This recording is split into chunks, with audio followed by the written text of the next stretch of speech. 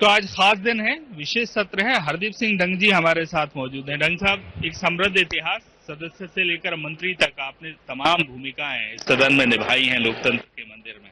आज का एक क्षण आपके लिए क्या भाव पैदा कर रहा है?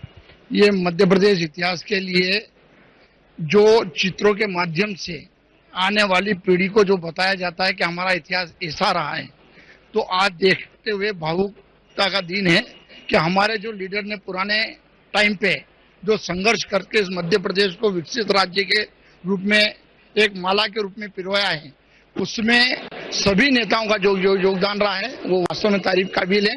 और हमें यहाँ पर आज देखने को मिलता है और आने वाली पीढ़ी को क्या संदेश मिलना चाहिए, आने वाले दिनों में मध्य प्रदेश को और कैसे आगे बढ़ाना चाहिए, ये सीखने को यहाँ पर मिलता है। तो आज प्रदर्शनी के माध्यम से हमें पुरानी बातें जानने को मौका मिला, इतिहास जानने का मौका मिला।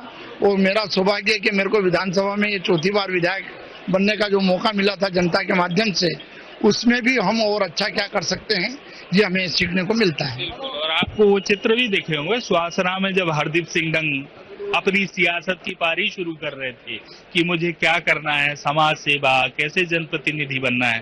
तो वो तमाम चीजें जो पुराने फोटो है वो लोग भी दिखे होंगे, जो सुहासरा और आसपास के वो तमाम नेता थे जिनके साथ भी हमें खड़े होना था और कुछ ऐसे भी जिनके खिलाफ हमें खड़े होना था। बिल्कुल बिल्कुल बिल्कुल, ये आपने बहुत महत्वपूर्ण बात पूछी है कि वो टाइम भी हमने देखा है सुहासरा का, उन्होंने जो संघर्ष करा, और ये टाइम भी हमारे टाइम पे जो हमने जो करा, और अच्छा भी और बुरा भी दो ही टाइम जो देखे हैं वो देखने को यहाँ पर भी देखने को मिलता है।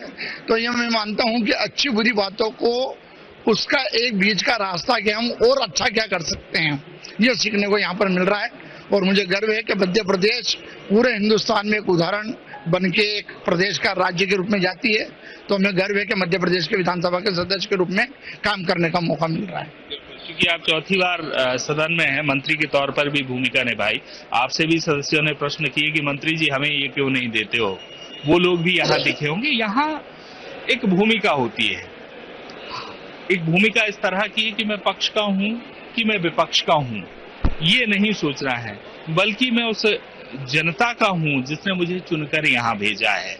ऐसे में शायद बाहर बहुत सियासत भारी होती है, सदन में हर सियासी कदम बहुत सोच समझ के उठाना होता है।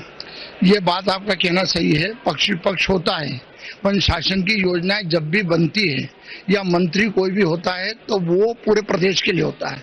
और जब प्रदेश की योजनाएं बनती है, आज हम ये कह सकते हैं कि मोदी जी ने अगर कोई योजना बनाई है या यहाँ के राज्य में कोई योजना बनी है तो उसमें पक्ष विपक्ष नहीं देखा गया। अगर 5 किलो अनाज मिल रहा तो सबको मिल रहा है, प्रधानमंत्री आवास मिल रहा तो सबको मिल रहे हैं, लाडली बहना मिल रही है तो सभी पक्ष विपक्ष को मिल रही है, सिंचाई का पानी मिल रहा है तो बीजेपी के यहाँ भी जा रहा है तो कांग्रेस के यहाँ भी जा रहा है, 10 घंटे लाइटें अगर बीजेपी वालों को मिल रही है तो कांग्रेस को मिल रही है, सड़क बन रही है तो दो ही पार्टियों के लिए बन रही है, पुलियाएं बन रही है तो सबके लिए बन रहे हैं, कॉलेज बन रहे हैं तो सभी जा रहे हैं। तो एक काम करने का तरीका और जिसके मन में इच्छा शक्ति है कि मेरे को कुछ करके दिखाना है, तो वो जनप्रतिनिधि अपना आप में एक अलग करके दिखाते हैं। और बिना उद्देश्य के एक अगर कोई किस्मत से बन जाए तो वो बात अलग है, पर जो मेहनत से बनते हैं, जो उद्देश्य लेके बनते हैं, तो वो राज्य का भी भला करते हैं और देश का भी भला करते हैं। बहुत बहुत धन्यवाद। हरदीप सिंह डंग जी हमारे साथ पूर्व मंत्री मौजूद थे।